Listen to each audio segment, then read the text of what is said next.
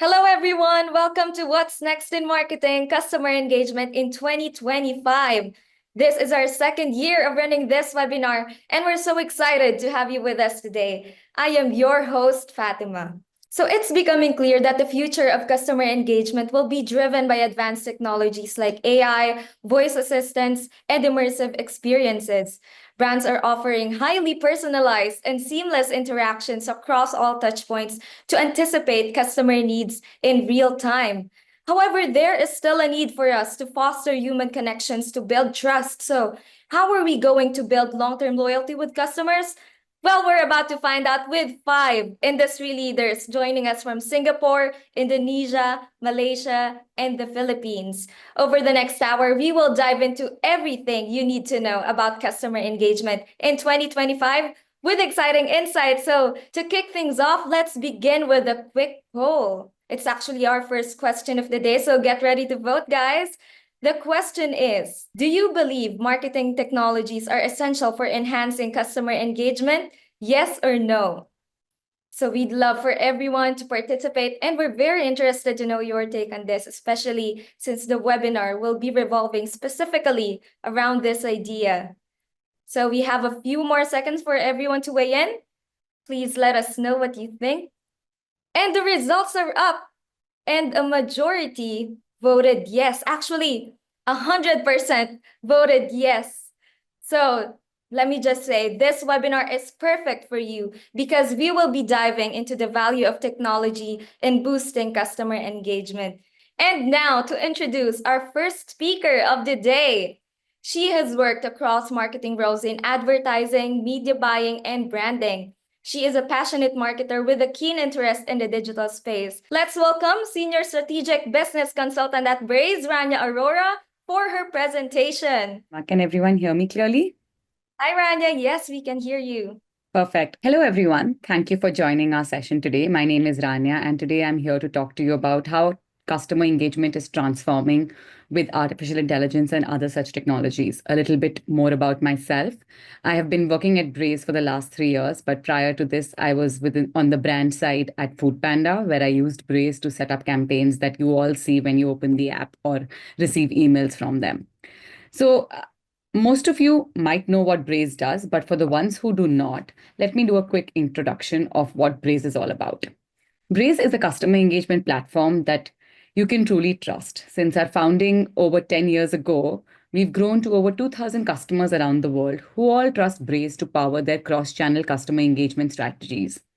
And while we operate locally where you go, we have offices in North America, EMEA, and APAC, as well as a growing presence in LATAM. Braze enables interaction with over 6 billion monthly active users while sending trillions of messages on behalf of our 2,000 customers, 250 of which send over 1 billion messages each. And we aren't slowing down. So this is what Braze does on an official basis. But for those of you who did not understand any of this, let me give you a very simple example. If any of you use the Sephora app or the Foodpanda app and you get a notification about the latest promotion, like Sephora is running their usual 20% off this week, that notification was powered by a technology and personalized to you. And that technology was Braze. So we help brands maintain real-time, meaningful connections with their customers using personalized messaging and taking all that context they have about you and putting that into their customer engagement to make sure that every time they interact with you, it's personalized, relevant, and truly made for you. How do we enable value for our customers, that is the brands who use Braze? We help them maximize revenue and profit by better understanding their customers and eventually driving those conversion events that mean revenue. We help them build brand equity with every interaction so you can truly transform your customer engagement to be in line with your offline marketing. If you have a campaign running on social media or on offline, for example, or on offline media, you can bring it to life on your app and website as well. We help them reduce cost and eliminate complexity by having all the customer data in one place, as well as reduce business risk today as we scale. Braze scales as your business grows. So you could be a small startup today or an enterprise. We're able to support all kinds and all sizes of business. Now let's move on to why is customer engagement so important today. Thinking about it very high level, I want to pose a problem that's faced right now within customer engagement and marketing in general. We see 50% of Gen Z and millennials are concerned that too much device usage is negatively affecting their physical and mental well-being. 14 is the median number of different devices that the devices, platforms, and channels a person connects to on the internet. What all of this means is that there is a lot of fatigue in the market, and we have to ask ourselves as marketers, what does this truly mean? I think we all can agree that customer life cycle strategies are important in reducing that fatigue, and the key benefits of doing that come into place because they allow you to have a better customer experience. They help you improve your marketing efficiency, as well as the core component of driving retention and profitability. So even though your customer has all that fatigue setting in because of just the amount of choice and communication that's sent to them every day, you're able to fight that by having a very strong customer lifecycle strategy in place. And we at Braze believe that even though there are so many challenges, there has never been a time to be a better marketer. The challenges that marketers face today are truly exhausting, and we have narrowed them down to these key 4 challenges. The first one being that they struggle with obstacles to both creativity and strategy within customer engagement. Second, many marketers still don't have a clear view of their customers. We often hear from our marketers that they collect a lot of data, but they still don't know what that data truly tells them. The third challenge we hear is that teams need a lot more collaboration to close the loop of customer engagement feedback. Because customer engagement is not just owned by your marketing team, right? CRM works closely with product, with data, with tech, etc. So how do you ensure there is collaboration amongst these different orgs? And lastly, most brands haven't built a foundation for successful cross-channel marketing. There is a lot of noise about cross-channel marketing, personalization, etc., but not many brands are truly embracing what this is all about. Now, these challenges are quite a few, and we can't go through solving all of them today. But what I'll be doing in the next few slides is just showing you a hint of what Braze can do to help solve these challenges. These are also some things we hear all the time from our customers. We hear what is the AI strategy. We hear them thinking about should we be using WhatsApp in our channel mix. We think they are constantly thinking about how to acquire more Gen Z, etc. So there is a lot that is taking time from our marketers, and marketing technology's key role is to help marketers like yourself. The challenges will keep evolving, and the audience will keep expecting more. But we believe that the fundamentals of growth will truly remain constant, which means if you acquire and activate your customers more efficiently, you engage and keep them around for longer, you will eventually make more money per customer. So keeping this at the core of what we believe to be true customer engagement, we have built Braze AI. Braze AI is the engagement catalyst that enables your teams to be better listeners of your customers, quicker anticipators of their needs, and strong sellers of brand services. This collection of features amplifies your teams to work smarter and more effectively in the craft of customer engagement, no matter your task or function. Braze AI empowers you to better use Braze to create, personalize, and optimize relevant, memorable experiences for your customers. When it comes to customer engagement, AI can help in 3 main ways. And all of this kind of ties back to how you can apply this to the growth framework of acquisition and activation, engagement, and monetization. The first way that AI can help customer engagement is by create. The first step, create, stands. This is where Gen AI plays a role. This can save you so much time, empower productivity, and create authentic experiences overall. Next is helping you take your personalization and relevance to the next level. AI can help you more deeply understand your customer, deliver one-to-one experiences for each individual in a way that resonates or is most powerful to them on their unique journey with your brand. So this ties into the engagement factor of your growth framework, because the more you personalize, the more you're engaging your audience. And lastly, getting better results through optimization. Artificial intelligence can leverage robust machine learning algorithms to help you rapidly identify the engagement strategies that are most effective for a given outcome, automating and scaling them across your audience and helping you make every interaction count. If we go a bit deeper into each stage, so the first step, which is to create, allows you to create authentic brand content and save time at a massive scale. Content generation jumps up to the forefront, crafting on-brand copy in seconds, creating that pixel-perfect image that's custom-made for the campaign. Gen I is the perfect starting point to overcome a writer's block, get some ideas to work off, or even just switch up and test and try something new. And because of the ability to parse through vast amounts of data, Braze's AI has value beyond content creation and into insight generation and actioning. You can use it to build and reach granular audience segments that need to hear your message most, or to generate reports to unlock the key insight that inform you about the next best action you can take. There is an example from Folk where they have seen similar benefits, applauding Gen AI's capacity to provide inspiration and develop new approaches through the development of content and generative AI. The next being using AI to personalize. AI is incredibly important with personalization, allowing you to tailor experiences, content, recommendations, and more, while all of this being done at scale, because that becomes the most important part of it all. First, you're able, with customer understanding, AI sifts through massive amounts of data so you can uncover relevant customer insights and predict the likelihood that your customer will complete a high-value action. Whatever that means for your brand, it could be signing up, viewing something, making a purchase, and so on.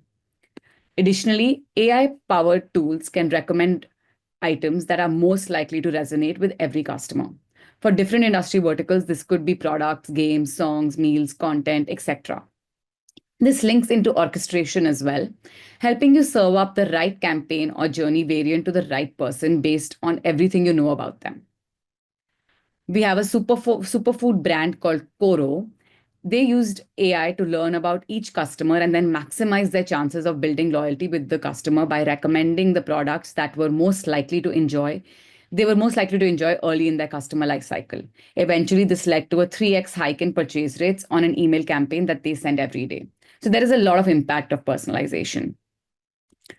Lastly, AI is also an incredibly important part of optimization, automating and enhancing experiences that maximize every touch point. This aspect of AI builds on testing and experimentation.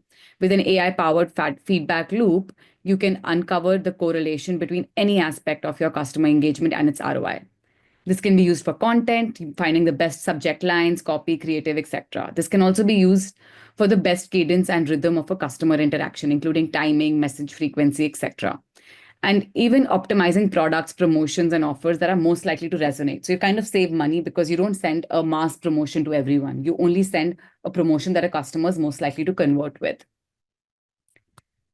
In summary, AI is designed to help automate tasks, save time, create new experiences, and amplify your creativity.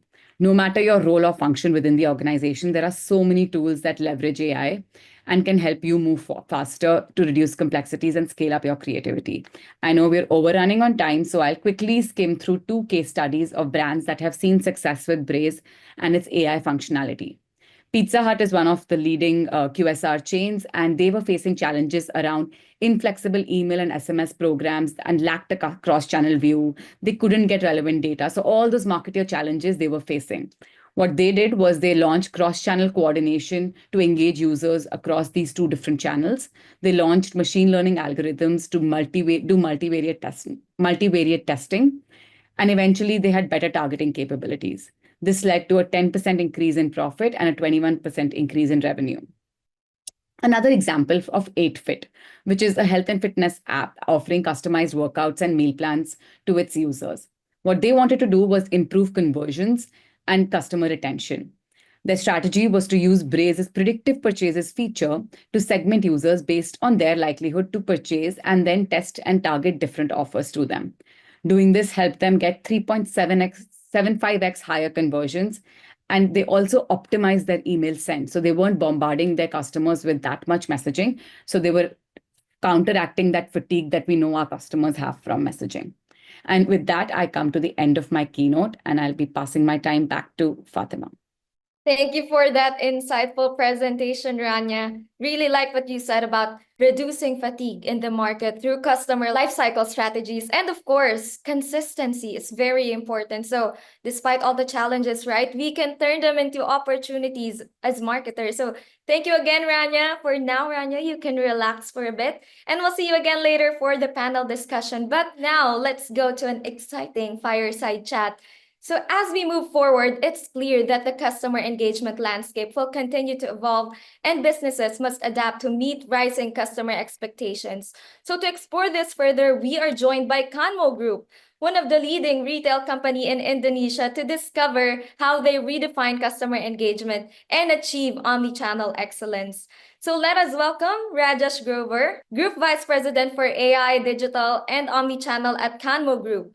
Rajesh is an entrepreneur at heart with a rich tapestry of experience across various industries globally, excelling in building and leading high performance teams. So, just a fun fact about Rajesh, she actually wrote a book. So, hi Rajesh, are you working on anything new? Hi Fatima. Hi guys. Glad to be here. I Right. think there are a lot of interesting stuff that we are working on. Uh, some are challenging, but I think that's the fun of dealing in an omni-channel setup in a big retail group. Right. So, thank you for being with us today, Rajesh. Before anything else, I'd like to ask you what word best describes the future of customer engagement in 2025? Agility. Great. So let's start, Rajesh. We know that Kanmo Group is a leading retail company handling many brands, including in fashion and footwear. We can only imagine how challenging it is, but how are you driving impactful customer engagement across different brands? Can you share the key components of an effective omnichannel strategy? Sure. And then because it's a fireside chat, I might add some fire elements into this as well. Without giving too much of bookish knowledge, I think I like to keep it practical. The key components of omni-channel strategy, there isn't any hard and fast rule. For me, it is always, regardless of which industry, which business you are working with, it starts off with the customer. Knowing your customer, that's number one, is the first step. And when I say customer, one obviously is your customer who's paying you, who are your customers you are selling your products to. Second is your internal customers, which is going to be your management teams to actually invest. It is going to be your teams, your peers across different functions who should adapt and learn and understand the importance of why we are doing omni-channel. Third, which is sort of more important, and despite what my title says, I'm a firm believer. Do not overestimate technologies. Technologies are only going to be an enabler. There is no magic wand in terms of technology which you can deploy in your companies or your business that will turn around your business if you don't have a clear idea of what your customers need. And then it is all about mapping out your roadmap, not getting too ambitious, understanding and implementing it slowly but foolproof instead of so I believe in this saying, it's better to be 1 mile deep and 1 inch wide rather than being 1 mile wide and 1 inch deep. Last is you have to have a very strong feedback loop, which means you have to put yourself in the customer's shoes and be brutally honest in terms of whether your systems are actually delivering. And the reason why I say this is very simple. I mean, omnichannel is not a new term. The first time we spoke about omnichannel was way back in 2010. 15 years later, we are still talking about omnichannel. And we are still talking about how do we make sure that omnichannel strategy gets implemented the right way. And you'd be surprised to know that after 15 years, there are only 11% companies in the world who can sort of claim to have a sophisticated omnichannel setup. A lot of times this gets into a problem because we tend to think omni-channel in a literal way, which is I need to incorporate multiple channels and I need to have the same stock file or real-time inventory flowing across all channels, and that's done. Unfortunately, this is way further from the truth because your consumers do not see your brands in that light. And there are a lot of friction between the teams in different channels. There is a lot of data, but the data does not talk to each other. The data does not drive decisions across all the channels with the same view. You can say that, yes, you are an omnichannel setup, but then a lot of times you would still realize that there are silos existing in those channels. which is what hampers the customer experience. There are no hard rules, right? But of course, we need to have a deep understanding of our customers. And of course, we have lots of technologies at our fingertips. So, speaking of technologies, by the way, how are you adopting digital innovations to ensure that your engagement strategies remain relevant? So again, we see within a group technology as only an enabler. We do not employ a particular technology simply because it is a fad, or simply because someone else is using it, or simply because it is being spoken out a lot in the market. It again, like I said, goes back to who my customers are. And internally within the company, we also follow a simple philosophy. It is no more about knowing your customer.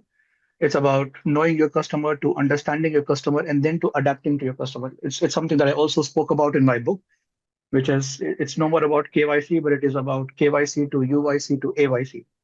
I think the days of KYC are long gone. I think we need to go past that. Knowing your customer, great, but do you understand your customer? That's the next step. And then if you understand them, tell me how are you adapting to your customer. Within our group, because we are a retail conglomerate and we have brands across different categories of baby, kids and toys, fashion, footwear, distribution, our own brands. We need to be very, very cognizant of the fact as to how we are understanding our data because we're a group.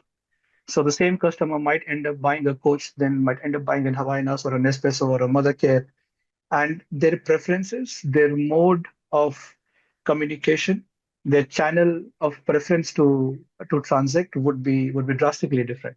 What internally we do is, because we have a lot of data, we have created our own data lake, which then helps us to not just know my customer, but that same customer. And this is something that we call the STP, which is, I think for a very, very long time, I've seen people talk about segmentation. Oh, we have different segments, and then, we send the emails and WhatsApps. And I think, again, it's time to go beyond segments. So within our segments, we have very clearly defined target customers. And within those target customers, we then position our brand for that customer with respect to that particular brand. So that's what I call STP, which in my opinion, I think is technically the start of what personalization should be. So you move away, you go beyond segmentation into target groups, and then within those target groups, how would you want to position your brand? And I'll give you a very simple example to make it more sense before I tell you some of the technologies that we are employing. Imagine you are one of my premium customers who has been very, very prompt and who has been my loyal customer in buying my luxury bags. Generally, in terms of segmentations, you would look at, okay, people who have bought in the last couple of months, blah, blah, blah. You set up your campaigns, then that comes all the metrics of whether to send by WhatsApp, email, doesn't matter. And just because I'm writing your name, dear Fatima, doesn't personalize anything. The personalization comes where I understand if you are the person who is buying my luxury bags, discount is not what is going to move you. I would rather send you before the launch of my new season arrivals on the floor to some of my key loyalists, or what we internally call champion users, for the brand coach, not for the group, for the brand coach. I would like to give you a hidden link, which is what we call before the whole inventory goes live, for you to be the first one to experience the brand and that new arrivals and to purchase it. Now, this is me trying to make you feel special, because I know a customer like you for this particular brand is not going to be motivated by a 10 or 20% discount. It is rather going to be by how do I make you feel special as a luxury connoisseur. In the same way, on different brands, we position, and this is what I call positioning your brand to a particular target. And we do this across 50 plus of our brands. Technology then becomes an enabler for us to have a data. Other thing that we do quite a lot in terms of technology is also we are constantly investing in AI and expanding our tech infrastructure. For example, our retail stores, we use AI cameras to not just determine the footfall, but we also determine how much time people are spending at a particular section, what has been their journey when they enter the store. And then all of that then ties back into the conversion rates. We even capture data of people who have passed by my store. We even capture data of people who have passed by, stood and looked and showed interest, but did not enter. Because we believe, I think when you look at simple things like NPS is done with customers who have done transactions with you. If your retail store transaction, even for the greatest store, it is 20%, put it in terms of numbers, that means out of 100 people, 20 people bought, 80 people did not buy your product. And I would love to know why those 80 people did not buy.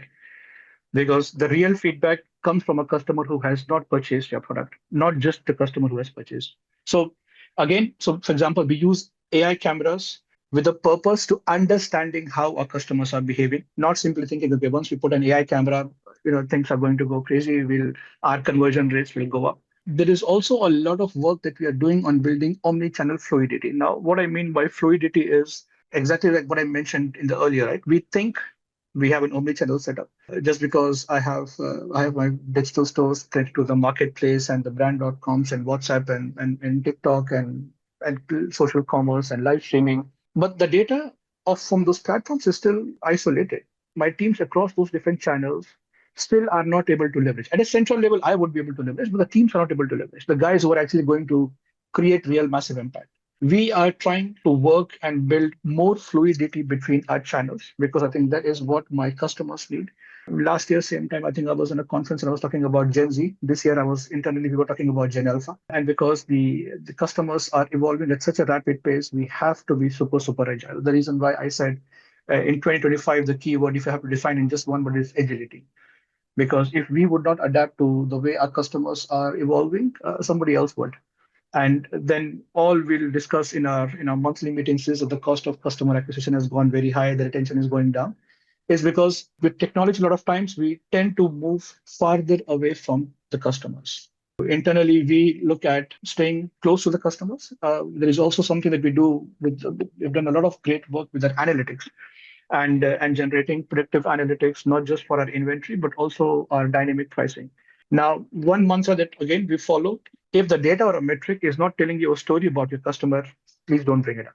Because everyone in the company is smart enough to look at numbers. I honestly do not care about the CPC, CPM, CPLV, or any kinds of metrics if you're not able to tell me what story is it telling about our customer. Because a lot of times I think our teams have gotten lazy with the tools coming in, giving you automated dashboards. So it's very easy to just copy paste, present it in a nice presentation, and say, guys. So as you can see, our CPC has gone up, or our conversions have gone down, or our CTRs have gone down. My point is why, and why are customers behaving like this? So if a data point is not telling a story about our customers, it's not useful at all. Right. Of course, knowing your customers really have to come first, right? And we have to see that in our personalization strategies, as you said. And as Rajesh also said, we need agility because customer expectations are always changing. So thank you for those amazing insights, Rajesh. We don't have extra time for Q&A, but you can still get Rajesh answers to your questions. So Rajesh, please feel free to type your answers in the Q&A box below. And Sure. actually, Iswa also has a question there for you in the chat. So again, thank you so much, Rajesh, for a wonderful chat. Thanks, Fatima.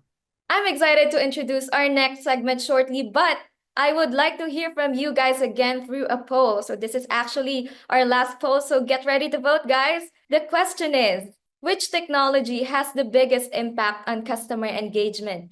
You can choose whether it's AI and machine learning powered tools, real-time video and virtual experiences, customer service automation, data privacy and security technologies, or others. So I know there is a lot to choose from, but don't worry, guys, you can select more than one. It's a bit difficult for me to say which one is the most impactful, really, as it will vary among brands and among companies. We know that AI is a huge topic, right? And it's prevalently being used nowadays for the right reasons, too. And data privacy is also widely being talked about. So I'm curious to know what you're going to answer. Our results are up now, and a majority of you answered AI and machine learning powered tools. I called it. So 65% of you voted AI and machine learning powered tools. 40% actually voted real-time video and virtual experiences. I'm curious to know more about why that is. Perhaps our panelists can weigh in on this. So thank you all once again for your participation. And without further ado, please welcome back Rania as our moderator for the panel discussion, leveraging modern marketing technology and enhancing customer engagement through innovation. Thank you, Fatima. Hi again, guys. So today's panel, I will introduce them shortly, but we know that in today's digital landscape, technology is revolutionizing how businesses connect with customers. Our expert panel for today will explore the latest tools and strategies for effective engagement, sharing insights on real-world applications and best practices. So, welcoming my very esteemed panel, can I get you guys to introduce yourself? Let's start with Diane. Hello, everyone. My name is Dian. I'm the Director of Growth from Cove. I'm responsible for Sales and Marketing Indonesia, also double heading as the VP of Online Marketing for Cove, Singapore, Korea, and Japan. A bit fun fact about myself. I used to work as a property developer. I built houses and buildings, but somehow I now end up in the digital marketing space.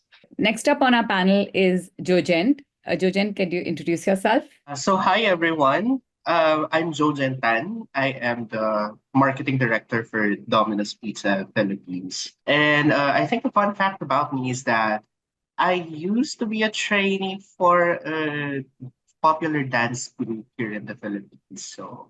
But it didn't work for me. So I'm really meant to be a marketer. So that's why I focused on that aspect in my life. So yeah. I guess creativity comes naturally to you in dance and in marketing. That's common, right? Moving on to the lovely Carol. Carol, would you like to introduce yourself? Sure. Hi, I'm currently the VP of Brand and Strategy at Loob Holdings. Loob Holdings is pretty much like a glamour name.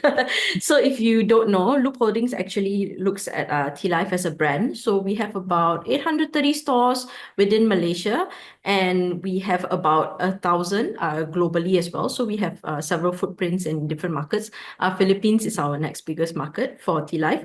And fun fact about myself, Personally, I have 3 dogs, 2 Dachshunds and 1 Shetland Sheepdog. But in terms of professionally, I actually started my career as a designer in Grab. So yeah. I love how all of you have had such a journey to find where you're at today. That's so interesting. Okay, let's begin by warming up the conversation with a brief question for our panelists, which is, what word describes the future of customer engagement in 2025? Let's start with you, Carol. I think for me, if let's say I were to settle on a word, it would probably be real or rather authentic.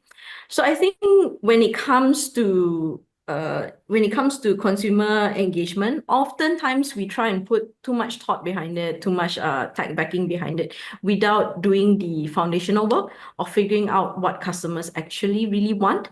So it has to be something that is grounded in a very strong foundation. An example that I would give is that in one of my previous organizations, my role was primarily to increase ARPU for a pay TV subscription base.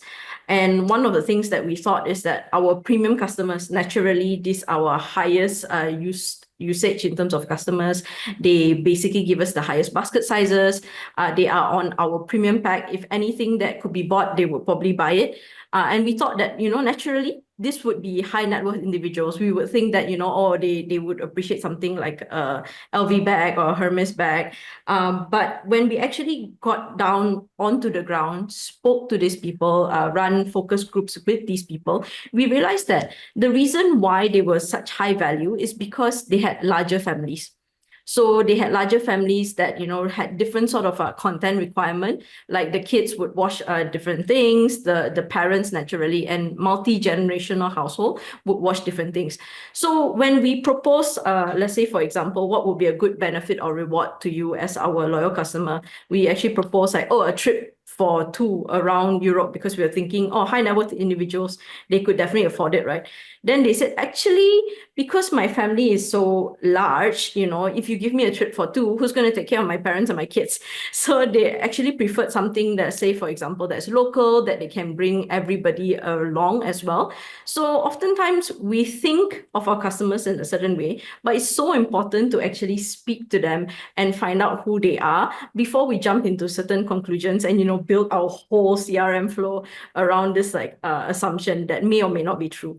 So yeah, in terms of real authentic foundations that you need to build in order to kind of like scale up from there, and everything else is pretty much tools that you can use to expedite, that you can use to kind of run at scale. So yeah, that would be my word. Real and authentic. That's so true. And I think your example is such a classic example of how marketers can make a simple mistake by we all fall into our own biases. Yep. So thank you for sharing that. Let's move on to Jojent. Would you like to share what is your one word for the future of 2025 in customer engagement? So for me, I think The word that best describes customer engagement in 2025 is personalized. Normally, as technology improves, it is rapidly improving actually. So it is important for us to really take time to know our customers. We really need to focus on making sure that the customer experiences are more tailored to each individual. 100%. I think given the lack of attention span and how bombarded we are with messages today, if it's not personalized, you know your message is not going to get any attention. Correct. So That's personalized is the word. Let's move on to you, Deanne. Yeah, I think we are talking about the same theme today now. But for me, it will be more about the connection because I think it's no longer about the time where marketing was speaking to customers. It's more like with them. So the understanding about their feedback, their intention, their preference, and talking about that with their language, I think it's the one way that's basically will be the main theme for 2025. Yeah, I mean, speaking to and speaking with just puts all of it into a sense, right? Like what Carol and Jojen shared. You all are on the same theme. And I love how marketing leaders like yourself are, all of you are thinking about moving towards a more customer-centric way of communicating with your customers, because eventually customer is king. Let's talk a little bit more about how modern technologies are reshaping marketing and satisfying on-demand satisfying the shifting customer expectation. We know that it's not news to anyone that our customer preferences are rapidly shifting, especially in today's day and age. I would like to ask, how has T-Live adapted its marketing strategies with the help of modern technology to stay ahead of patients, Carol? I think on our end, we look at data slightly differently. So I think a lot of times we look at data, especially on a marketer standpoint, we look at it from the back end. So we look at it in terms of how we can better optimize how we reach out to the customers, how we can better optimize in terms of how we can increase sales. I mean, let's not sugarcoat it. At the end of the day, we're doing all this to increase sales. But how we look at data in T-Life specifically is we try and flip it on its head. How can you impact sales on kind of like on a front end level? So how can you impact sales beyond just optimizing, beyond just how you serve, and also how you personalize kind of like customer data? So we actually look at our current data in terms of several different data points. One is competitor data. Second is that we actually have an app that has about a 2 million database. So we look at their purchase behavior. We also have data from suppliers, which is very much based on AI data and also trends data. And also they are able to provide us some sensory data. And from this is how we educate our product, in fact. So on our level, we actually use it to inform our product and inform what sort of products that we sell. So I think what Jogen would probably be quite familiar with is that within the F&B space, it's quite competitive. We actually release an LTO, so limited time offers on a monthly basis. So every 4 weeks, we introduce a new LTO. So it is quite a considerable uplift to sales whenever we introduce an LTO. But at the same time, it can be quite taxing on the team because we come up with the LTOs, working closely with our R&D departments. So we actually use a lot of our current categorization, current segmentation to basically create the next future trends that we think people might enjoy. Oftentimes, you see a lot of data out there is not 100% reflective of your consumer. So that's why it's so important for us to kind of overlay together with the consumer data to make sure that we introduce something that our consumers will buy, not just any consumers, not just Malaysians in general. So that's how we pretty much use our data, front-end data or consumer data, to basically inform from a product level and to impact sales directly. So you're basically taking all that data to actually feed back the product that you're selling. And that's amazing because eventually your customers feel heard and listened to. Yep. Let's go on to you, Jojent. As customer behavior continues to shift towards mobile first and on-demand experiences, how is Domino's using technology to in its marketing strategies to meet these changing needs today? Yeah, so actually we have the same method as Caroline have been doing because we share the same space, which is the food and beverage industry. But to be specific for Domino's, we are using some CRM tools that is integrated in all of our channels. And those CRM tools, very purpose is to basically analyze our transaction data because for the food industry, it is always important for us to really analyze our transaction data so that we can further understand the purchase habit and purchase behavior of our consumers. And so, knowing these kind of data, we are able to tweak our marketing strategies depending on the type of purchase habits of our consumers. So, for example, we can tweak some customer programs and personalization if they are a repeat customer, for example, or if they are a single purchase customer, or if they are a new customer. So we can provide some rewards programs. We can also tweak and personalize some promotions that is also dependent on their basket size or dependent on how frequent they buy from Domino's Pizza. And as we all know, pizza is not the type of product that you would normally buy on twice or thrice a month basis. And so it's really important for us to really analyze and how we can convince our customers to purchase from us on a more frequent basis. So second thing is that for online ordering, we normally get these transaction data to analyze and innovate our menu management. So is there a need for us to launch a new product? Or is there just a need for us to, fix our menu? And it's important for us to keep this menu management being innovated. It's because it makes easy for customers to order and to customize their orders. And lastly, we can actually do targeted marketing campaigns because of the transaction data that we analyze. So it's also cost saving for us because we don't really have to hit a lot of consumers. So if, for example, we have a specific campaign that is specifically targeted for just repeat transactions or repeat customers, then it's more tailor fitted to them. So the ROI is much higher, but at the same time, the investment is also much lower. Interesting. So what I'm hearing is that either you're using your data to personalize messaging or you guys are using your data to personalize the product and promotion further. Yes. Which just brings us back to the growing importance of personalization, right? So at this point in our discussion, I'd like to learn how advanced tools are empowering brands to run these targeted marketing campaigns at scale for the relevant, timely, and impactful customer interaction that we all want. So Deanne, we know that personalized marketing is a powerful way to engage customers, but delivering it at scale can be a major challenge, right? Like, because you have to send it across so many of your users across so many different regions. What are some of the challenges you face when trying to deliver these personalized experiences to the large audience, and how are you overcoming those today? For me, the challenge would be setting up the personalization itself, the first one, right? Because different individual, they have different needs and preference, and their needs and preference also change at a different time.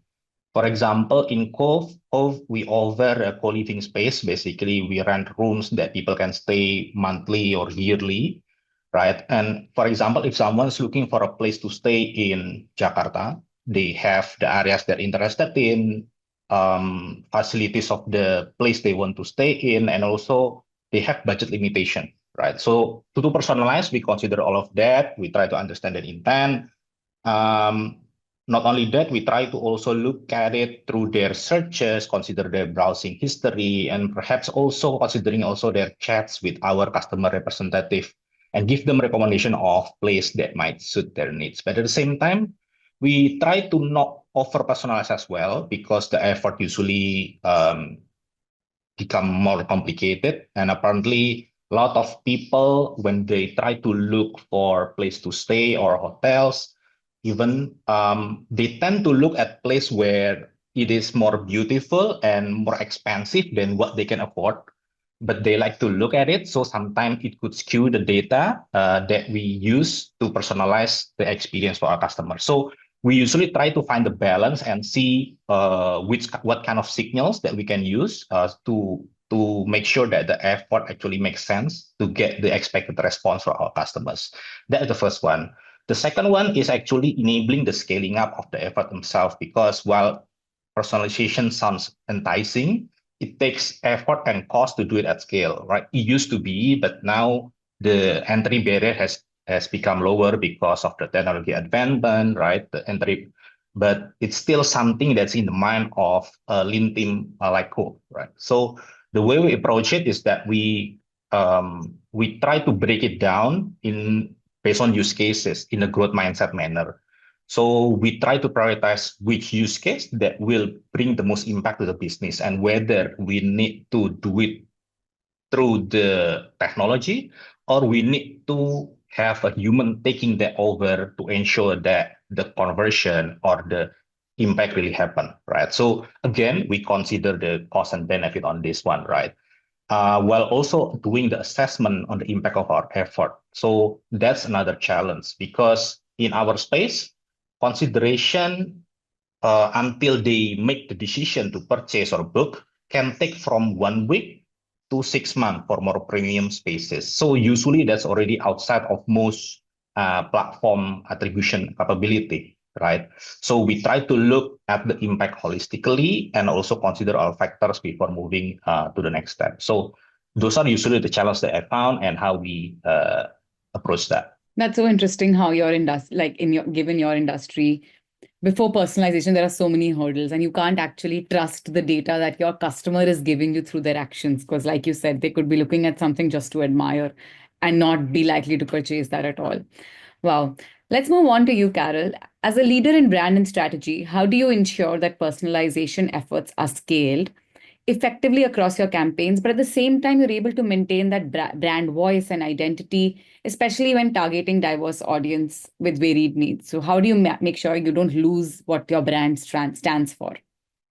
I think on our end, I guess it's a blessing that, in terms of bubble tea, we are epitome of personalization. So you can personalize your drink, you can personalize your sugar level, your ice level, what sort of flavors. So we have a lot of data points that we're able to compile and create kind of like a seamless experience for our customers. But also at the same time, we kind of need to put our hat on to make sure that it's not 100% just driven by data. So an example is that in terms of our data and in terms of what our customers say, when we actually run surveys, when we actually run analysis, we actually see that health trends are naturally on the rise. A lot of people say that they want to be a lot healthier. A lot of people say that, they want to cut down sugar level. Instead of basically going that direction and, cutting down sugar by, let's say, 50%, and we could potentially lose sales that way, what we did was we overlaid with actual POS data as well. And we realized that when it came to POS data, 70 to 76% actually still choose the full sugar level, meaning they tell us that they want to be healthier, but when it comes to actual customer choices, they don't actually customize to, lesser sugar or half sugar. They still choose the full sugar level. And this is after removing any sort of anomalies. So meaning what we need to do is we need to kind of give customers what they need to a certain degree, but also not 100% just what they ask for and just, make our job easier. So what we actually did was, instead of alienating our customers that, perception-wise, I want to be healthy, but, in terms of actual reality, I actually purchased full sugar level. We actually shifted our sugar, our syrups in terms of our fruit base to actual fruits. So we substituted it with healthier kind of sugars in customers' perception instead. So I guess the conclusion is that when you look at personalization, there is the danger of personalization or just giving customers what they want. You kind of have to balance it and take a step back and go, hey, will this be good for the business? I cannot just 100% rely on what customers say, and also I cannot rely 100% on over personalization, because it might be true in that instance, but in reality it might not be the case. Like when they walk into store, the behavior could be totally different. So that's what I would say, kind of temper it as a marketer, and that's how you will be able to kind of, not 100% guaranteed, but at least not veer so much on the wrong path and, at the end of the day, impact sales. That's so interesting, because I guess in your industry, especially in the fast food world, if we actually go by what customers say and post on social media, no one's buying anything, but that's not true, right? So finding that balance is so important. Thank you for sharing that. Let's move on to you, Jojent. Could you share a specific example of how modern tools have enabled Domino's to execute more effective personalized campaigns, particularly when engaging your diverse customer base? One of the modern tools I think that's really important for us is getting customer feedbacks, especially that our business is heavily reliant on deliveries. the ratings of the products, the orders, etc. So those are the kind of things that we see whenever the customers order. And I agree.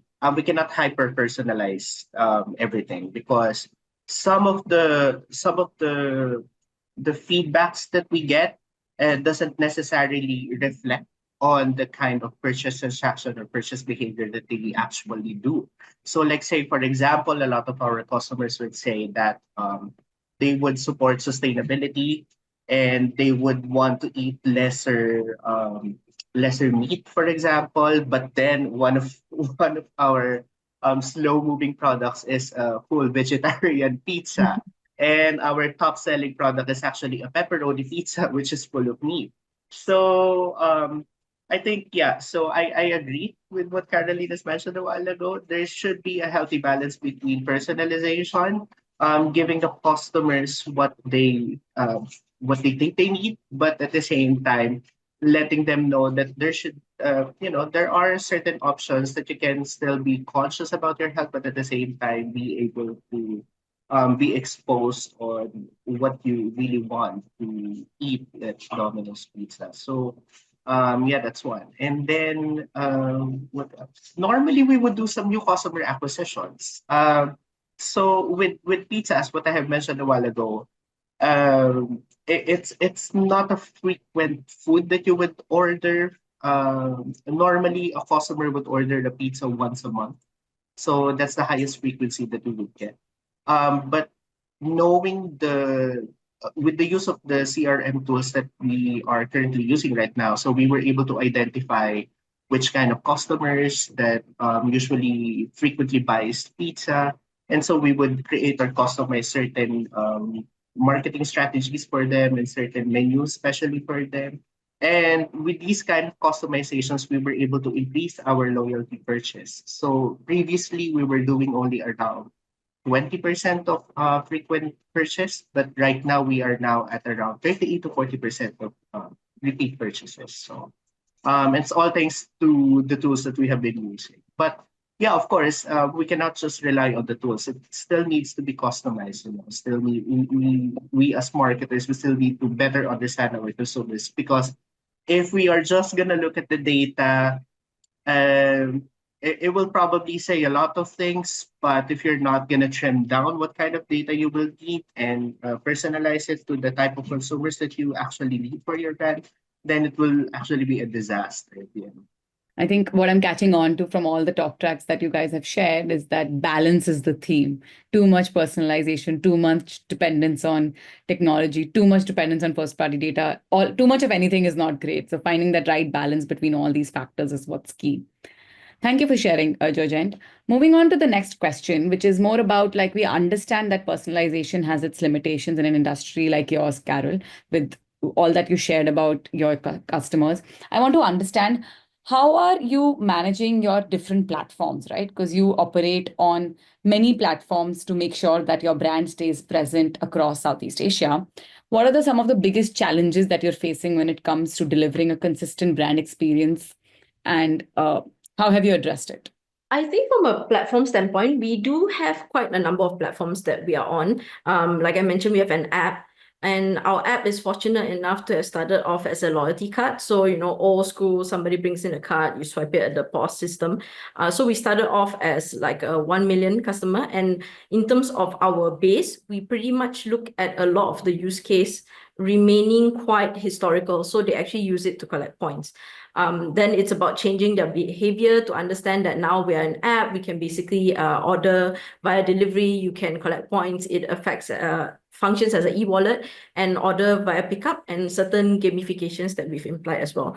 So that is one level. Second level is e-commerce. We also have visibility on Lazada, Shopee, and we recently launched a TikTok shop. So there are a lot of channels, but to be honest, you can kind of skew the channels to look and feel the same in terms of and give consistent experience across the board. It's pretty much just throwing money at the problem. Also at the same time, it's also pretty much making sure that you have the same creative team that churns out all the creative. So to be honest, that is not the hardest kind of thing that we need to manage.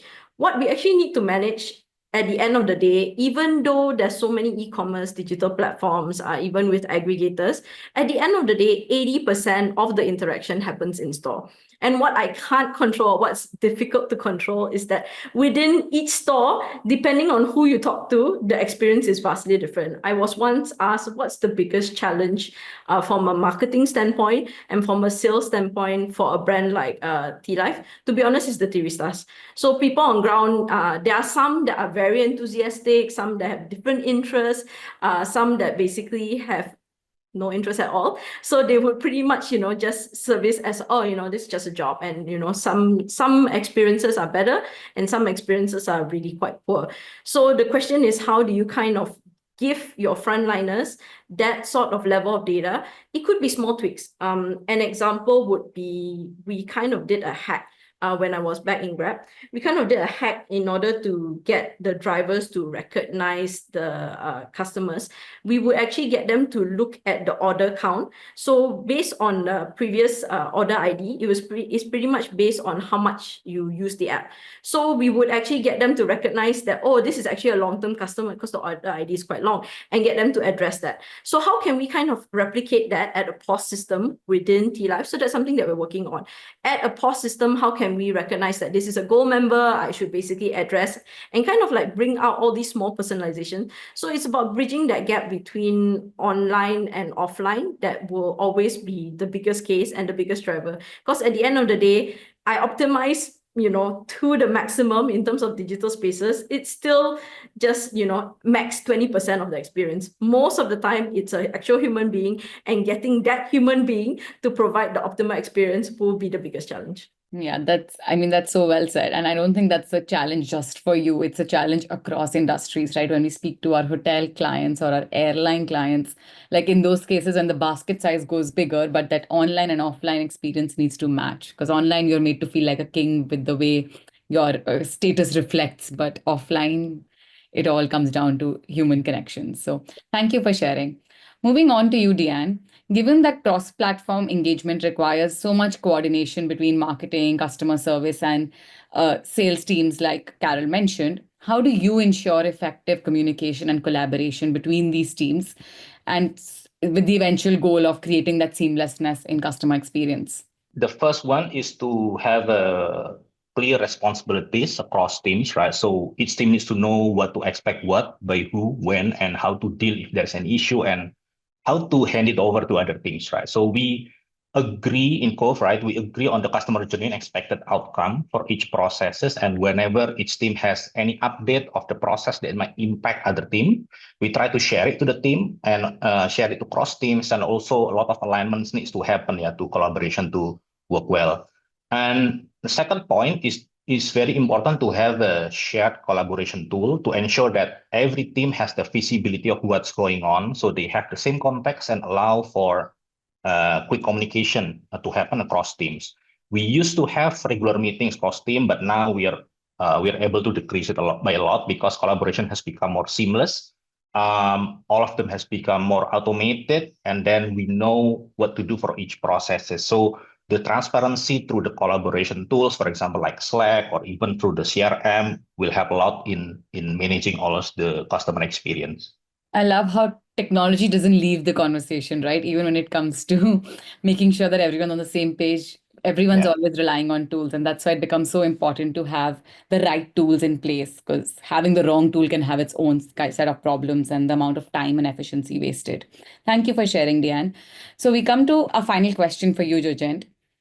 As customer expectations are continuously evolving, especially in an industry like yours, could you share how brands can future-proof their cross-platform engagement strategies to ensure that they remain relevant in these ever-changing times? I think this is like an expensive investment, but it's actually going to be very helpful in the future. So making sure that there is an omnichannel engagement. So when you integrate your system, it creates a consistent and personalized experience for your customer, and it's also much easier internally for us marketers and with some other departments as well to interact with our customers, analyze their purchase behaviors. So that's one. Number two, AI and automation. It's actually really helpful, especially for us marketers, that there are some AI tools and automation tools. It has become more easier and more faster for us to create some creative recommendations, for example, captions for social medias, and any other executions that is related to marketing. And I think what's more important right now is to also make sure that your like us, for example, for Domino's, we are a mobile first experience. And so everything that we are doing in terms of developments, in terms of online experience, online ordering, because as what I have said, our business is heavily reliant on delivery. And so we make sure that the mobile experience for our customers is seamless. So we innovate and make sure that it will be easier for our customers to touch base on our app, even with the aggregators and GrabFood and Foodpanda. Thank you for sharing that. I was waiting for someone to mention AI and automation. So I'm glad we're ending with that note. Great takeaways, everyone, on all of that we've discussed today. Let's now move on to the Q&A section. And I think in interest of time, we'll do the one, actually, we only have one question from the audience, so we'll take that up. I'll let you guys decide who wants to answer. And if all of you have a point of view, please do feel free to share. So the question is, how do you increase trusted engagements by customers for a brand that is already in the middle of a negative issue? So along the lines of how do you crisis manage and keep that customer trust solid? I think in terms of customers nowadays, they are a bit more smarter than what they used to be. We, to a certain degree, have done this to ourselves, where we actually, enhance in terms of technology and basically tell people tips and tricks by way of, popular media. And now customers are very smart, and they also kind of can smell bull to a certain degree. So you need to come from a place of authenticity. You need to come from a place of being truthful to a certain degree. You need to come from a place where, at the end of the day, your business is there to solve a consumer problem. So as long as you come from that place, I think that would be the best way to go about it, as opposed to trying to dodge or sugarcoat. So let's say, for example, if you kind of avoid it and don't release a statement or don't release anything or just pretend that people will forget, it is far worse, because they will just stop buying from your brand. They will just stop talking to you. They will, if, to be honest, the fact that they are expressing outrage is probably a good thing, because, they still, let's say if you're in a relationship, right? If you still want to make it work, you'll talk about it, right? But if it's I don't care about you anymore and I'm going to leave you soon, I'll probably just, quiet and, just leave, right? So that, I think, would be a worse off place rather than getting a lot of negative energy, because people are still taking the time to write to you, to tell you how they feel. So they want to fix something. It's just that, how you would address it rather than, keeping quiet. I would recommend that you kind of tackle it from a place of authenticity. Yeah. That's so well said. I think addressing it is always more important than not addressing it. And as a consumer, given that we have so much choice, we are making an active decision to choose your brand. So thank you for sharing that. Okay, I think we all agree with what Carol told us. So thank you so much. And that brings us to the close of our panel session. Thank you for sharing all your insights. And I'm sure the audience got a lot of takeaways. So passing our time back to Fatima. Thank you again, Rania, and thank you all for joining us today for What's Next in Marketing Customer Engagement in 2025. Special thanks to our guest speakers, Rania, Rajesh, Carol, Jojent, and Dian, for sharing their valuable insights and also for answering our audience questions in the chat. And of course, a big thank you to our partner, Braze, who has been working with us for the past 2 years to deliver the latest insights on customer engagement. And we look forward to seeing you at our next event. I am your host, Fatima. Catch you in our next webinar. Enjoy the rest of your day.